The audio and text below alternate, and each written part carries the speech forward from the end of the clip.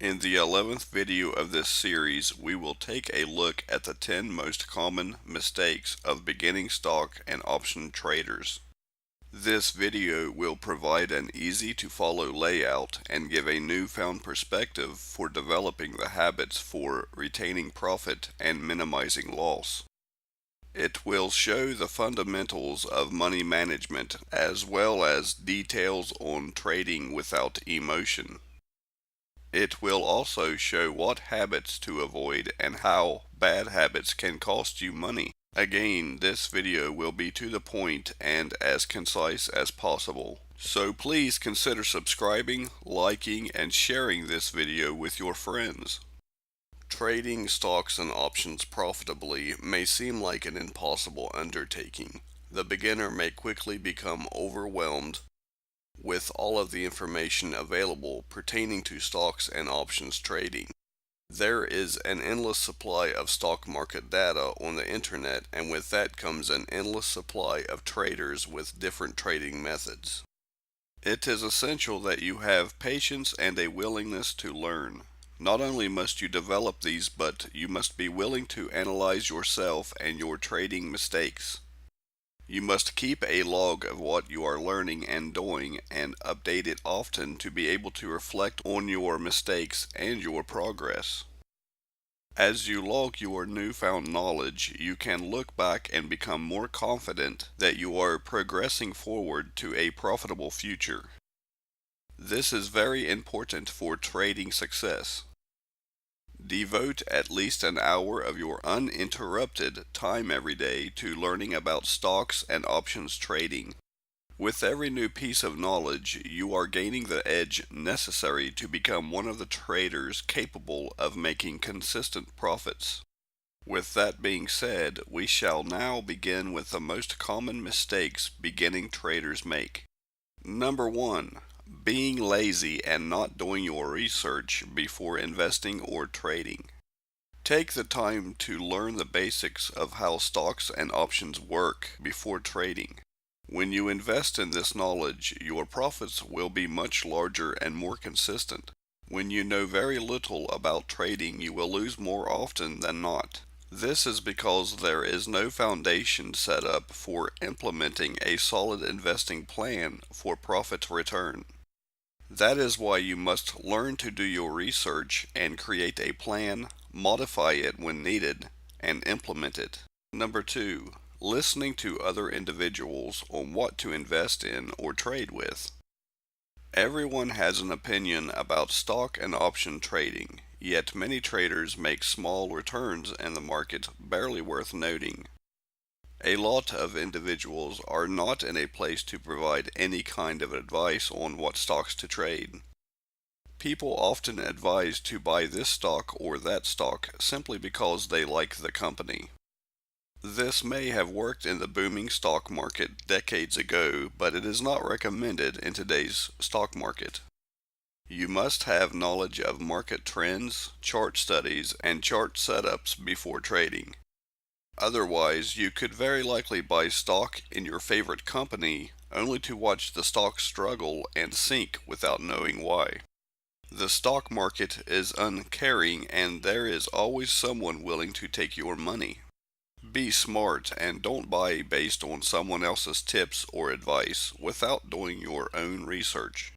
Number 3. Using your total trading capital when investing or trading. When you use all of your saved capital to trade with, you are taking the chance of one single bad trade going against you and nearly or completely wiping you out. It's always a good idea to use a percentage of your total capital for any trade so as to decrease the chances of destroying your account. For example, if you trade with only 25% of your capital, you still have 75% of your capital reserved for future trades, in the event that you end up losing on this trade. And if you don't lose and ultimately make a profit, then you'll have that much more to invest with. So the idea is to make smaller, consistent profits over time, slowly increasing in size while preserving your capital. Why increase your risk by using larger trading percentages?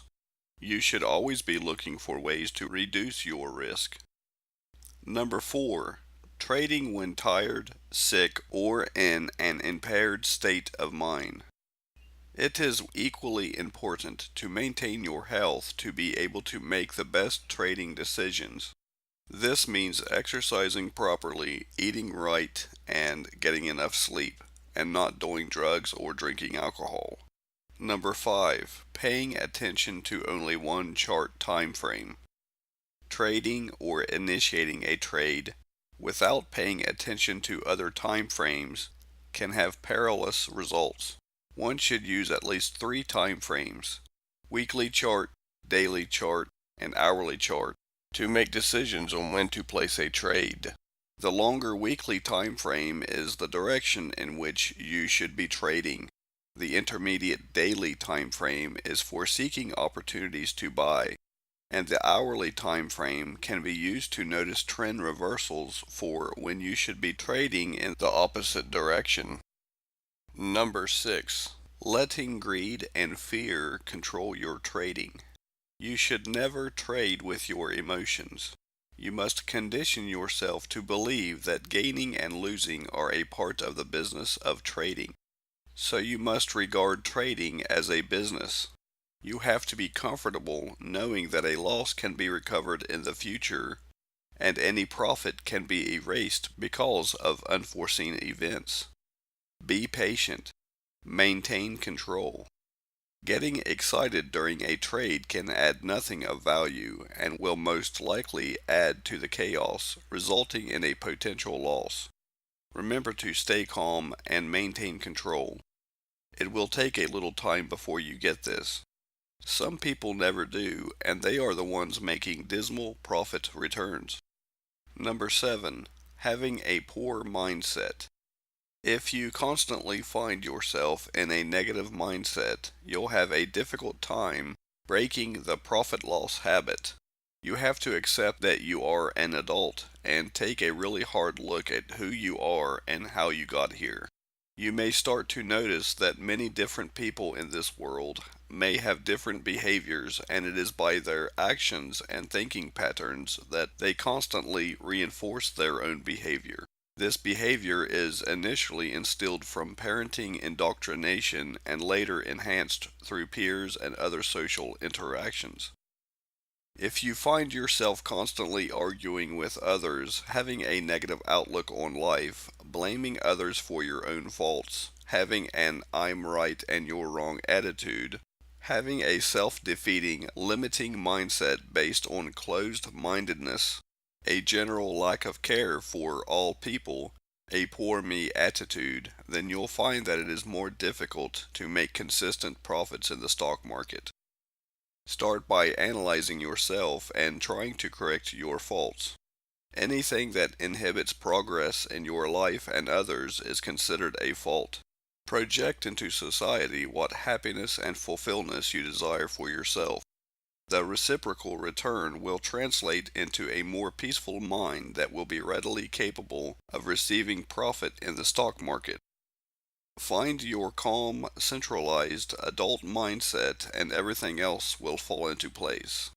Number 8. Thinking you are smarter than the stock market. Being arrogant.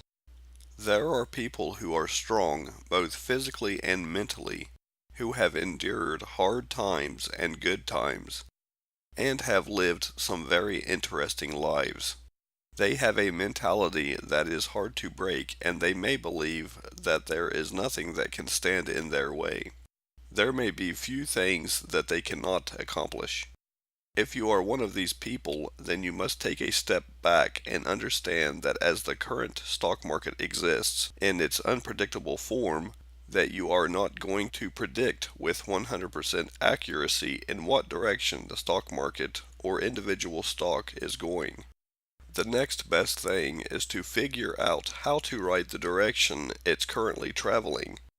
This can be achieved by using chart studies, having patience, and analyzing the facts. In the beginning, you may find that after having set up charts and studies that you cannot make out what direction you think the stock may go.